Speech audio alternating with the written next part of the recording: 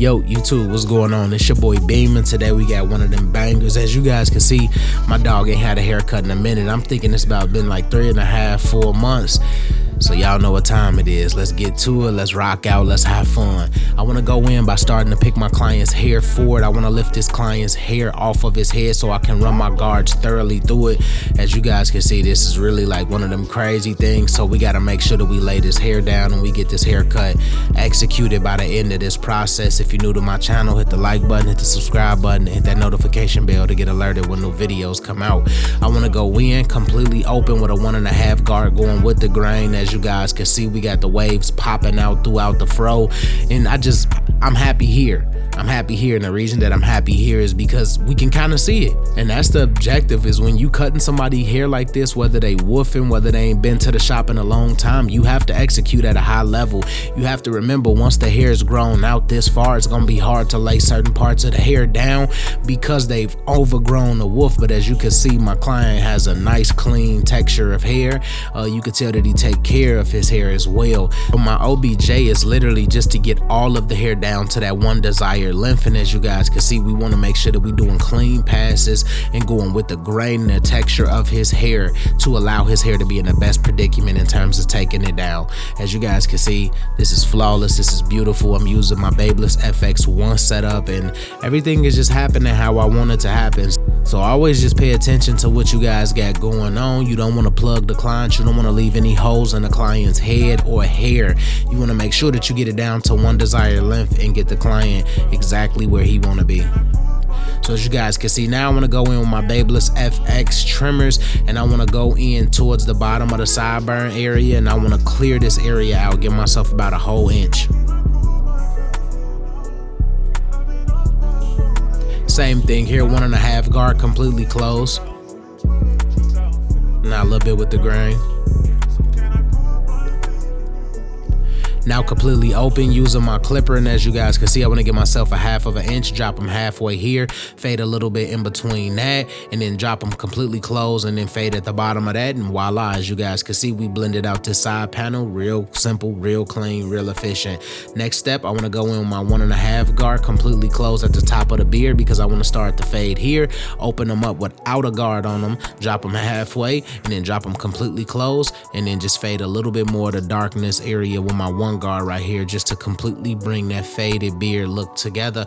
We don't want to fade it too hard in terms of dropping the beard super low, like doing a crazy fade, but we want to fade it enough to where it's blended in the bald area, literally on the side of the hair. Like in the ear area, you always want that area to be balded out. Right here, as you guys can see, I got a number 1 guard on completely closed, and I just want to slowly open it all the way up, and I'm creating transition. He got a super tight curl pattern, but you could tell his hair is super thick. So at this point, I could be a little bit more loose with my fade, and in terms of being more reckless, I'm not promoting being reckless in the fade, but when you got a client with tight hair texture, you can be a little bit more reckless, because wispier or straighter hair takes a higher level of being very careful, because the hair is so straight or the hair is so wispy that if you attack it the wrong way, then you could accidentally plug them. But as you guys can see, I punch in a ball line with my clipper, then I go completely open 1/2 inch, and right above that, as you guys can see, we just putting it together, we blending this area out, we bringing everything down. Same thing here with number 1 guard completely open, going up another 1/2 inch all the way to the bulk.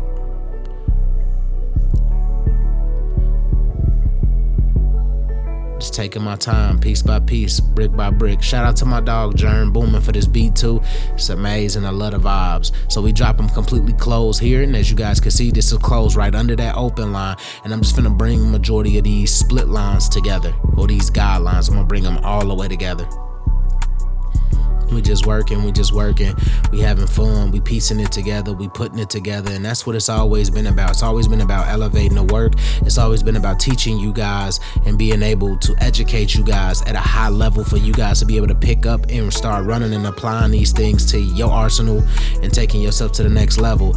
Now completely open and down fading from that area, and as you guys can see, we getting a nice clean blend in the back nape area, and everything is coming together beautifully, and I'm just, super happy. Now I'm gonna go on the 1.5 guard completely open. Seeing I cut them with a 1.5 guard close, I'm gonna go open and slowly close this up. And as I slowly close it up, watch how the blend automatically comes together. It's all about guard acknowledgement, knowing exactly where you are in the fade, and knowing your number system. Once you develop this system, I promise you, it's gonna be easy to execute these haircuts. It's not just, oh yeah, put a 1 guard here, put this and this here. You got to develop a system to work with those guards to be as efficient as you could possibly be. And as you guys can see, slowly but surely, but it's a banger.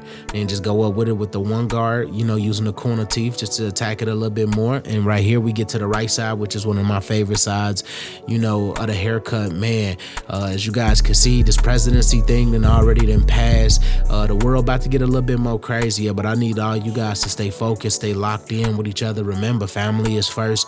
Put them before everybody. And if you religious or you believe in the higher above, you know, always put your trust in God and things of that nature, because the world can potentially get crazier. But with that being said, we just got to learn how to move in this crowd full of vultures. Like life ain't something that's easy to just walk through. I believe, you know, everybody take their struggles, everybody take the things that they go through to push past everything that happens to them. Most people use their traumas to basically help themselves get through other harder times or other obstacles. And I'm just telling you guys this specifically. I've been facing a lot of obstacles, whether it's my mom, whether it's other stuff that's going on at home, or, you know, just how the world is moving. But y'all know we got to we got to keep going. Bills don't stop, so they still got to get paid. So, you know, just stay solid, keep your family first, keep your close ones even closer, and tighten up your circle, because it's about to be a wild ride. So as you guys can see, I go in using my hot lather. My hot lather right now was used to basically loosen up these hair follicles. This client washed his hair the night previous before, but I also want to go in with the lather just to pull any extra dirts or oils off of this client hair specifically. And as you guys can see, once I'm done with that, I go behind the towel and just clean up all of the other areas. Now completely closed with my Babyliss FX1, and I'm basically floating over the client's head. I want to knock all of the wispy hairs, all of the roach legs completely off of my client's head, and bringing everything together, getting him a super solidified, clean, pulled forward haircut, prepping it for that kill shot, prepping it for the line work, prepping it to really put some pain on this. So as you guys can see, we just taking our time and we just enjoying ourselves. But a lot of my people that's out there, man, I've been tapping in with y'all in the comment section to all of the videos. I try to respond to almost everybody. So if you in that comment section, you know, comment on the video or just comment anything that you remember about Beam since I've been on here, and I'm always gonna chop it up with y'all. So I want to go behind in the nape area, creating straight vertical lines that will basically go up to the back of the ear. Now using the corner of my blade to work myself all the way around the corner, and doing the same thing at the back of the beard. Y'all know me, y'all know Beam. This is a part of my frame out process. I start with my nape area and my beard areas first, just giving me that solidified look in terms of what's placed where and how I'm starting to see my project come to full life in front of me. It's just my confidence booster. My frame out work is confidence boosting for me. So I don't want y'all to think that it's too elaborate or you have to start here. For me specifically, it's just my confidence booster. When you hit them necklines, you hit that behind the beard line, you starting to really see that, you know, see the pop come out. So that's all I'm doing. I'm just taking my time. I'm relaxing, let my clippers do the work. I'm not pressing, I'm just tapping, letting them do the work, because as I told you guys, I got super sharp clippers. I can't be pressing and just destroying people's skin. So now I'm gonna start off hitting a vertical bar here. Boom, I'm hitting the left vertical bar here, which is really his right one, and then now doing the right vertical bar, which on the camera is really his left one, but you know, you seeing it invertedly. Now I want to start in the middle using my reference point C and just connecting it all the way to the left side, just taking my time, piece by piece, brick by brick, layer by layer. And as you guys can see, it's coming together beautifully. It's coming together nice, naturally. And that's one thing that I want to teach you guys when I'm teaching you guys in the Art of the Lineup course that I'm completely finishing now, is that foundations is everything. If you don't have a solidified foundation, you should not be playing with color. If you can't give a clean, straight, natural line, do not put color on a client, because at the end of the day, you have to learn the naturalness of a client's lineup before you can put any additives, and that's very vital and very important. The reason I'm putting additives, as you guys can see, his vertical bar area isn't as dark or dense as the front of his lineup, and that's on both sides. So in order to get that darkness look, you have to consult with your clients first to see if they want color. Two, if they want color, but you're trying to figure out what can temporarily give some density to their haircut in certain areas, color would be one of like the best things. And then when you have a non-chemical based product that can't clog the pores or clog the hair up or damage the hair even more, you know, that's what you consult with your clients about. And using my Color No Drip is doing that right now, assisting it with the Clutch color card and the Beam Team Cordless Compressor XL. All of my products can be purchased on tune45.com using the promo code BEAM to get yourself 20% off all of your purchases. As you guys can see, we just putting it together brick by brick, layer by layer, and we just slowly layering color just to get it that more realistic, dense look. Super clean, man. I got all the tools that I need. My client is in good hands. I'm feeling good doing what I'm doing, man. I'm just, you know, I'm happy to be alive, man. I'm happy to have family. I'm grateful for God. I'm grateful for the friends that I have. As you guys get what I mean, like we growing older, we getting older. All of my young guns, y'all getting a little bit older. Everybody that was in my age bracket, we getting older. All of my old heads, y'all getting older, as you guys can see. So with that being said, just keep family and friends close, man. It's just very vital, very important, because that's all we got. There's so many people out here that don't even have family and friends to depend on, and to take that, you know, for granted is crazy. And I just never been that person. I've naturally always been a family man, but I've always been an educator at heart, so I'm always trying to teach people things. I'm always trying to learn things as well. So that's all it is, man. Just stay focused on your goals and just keep your people first, man. And just tell them you love them, because today ain't promised for nobody. So always tell people that you love them, bro. Don't give people they flowers when they gone. Give them to them when they here today. So as you guys can see, my line work is coming together. Everything is working really good. We hitting the mustache area, just bringing some things together, really tightening up before we hit that razor.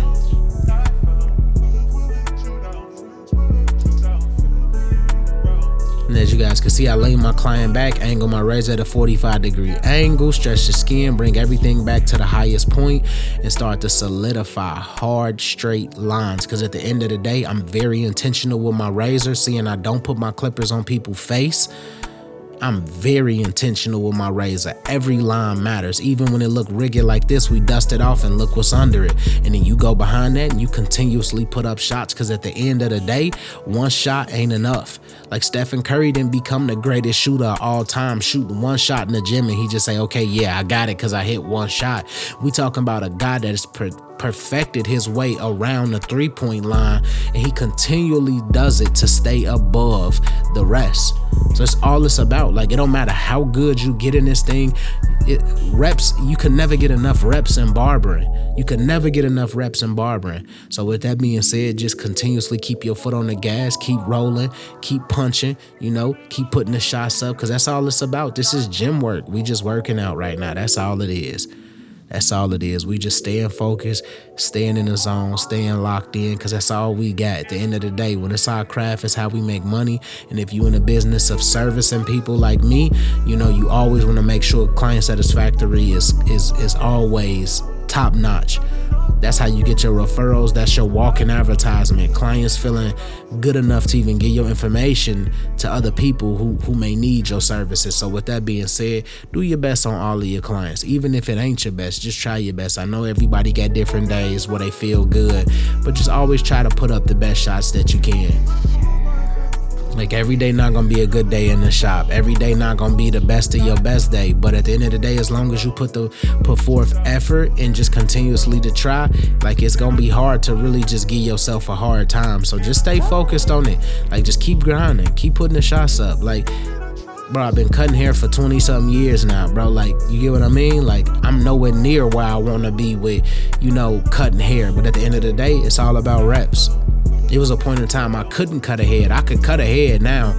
Now it's all about me seeing certain imperfections and things that I don't like in my work. But all that means is just keep going to the shop and try to fix those things as quick as you can, or try to fix those things over time. Look at your techniques, and that's another thing. Always get you a camera. If not a camera, use your phone. Record yourself.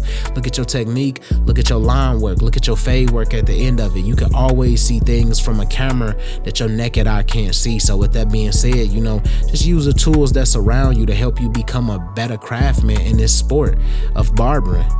I use my phone. I use my real camera when I'm watching it back on here. Sometimes like, dang, that taper don't look that good, or dang, that fade don't look that good, or dang, that line work ain't that good. You get what I mean? So it's just, you're gonna be your worst critic all the time, but just stay focused, stay locked in, and just keep bringing it together. Because as you guys can see, we got him on fire right now. Like, we got him on fire. We shook him back so crazy. As you guys can see, we're just hitting the top of the lip of the mustache. Don't want to do too much because he still want to keep it like wide, but we want to do enough to still give it some type of shape. And as you guys can see, we got a beautiful ending result. Got my dog all the way together, man. I appreciate you for trusting me with this process after 3 to 4 months. It is unfortunate that we get clients that come in the shop looking crazy by the head like this after 3 to 4 months, but as barbers, it's up to us to change that outcome. Without further ado, who would I be if I didn't step in the name of love? Let's lock in. Hashtag TBT in the comment section. Hashtag Glass. Hashtag Glacier Gang. Y'all know what time it is. We locked in. We focused. We putting it together. As you guys can see, we just shook them back from 3 to 4 months without a haircut. Tapers is clean. Line work is clean. My man looking like him again. Without further ado, I appreciate you. Please like, share, subscribe, hit that notification bell to get alerted when new videos come out, and may God bless.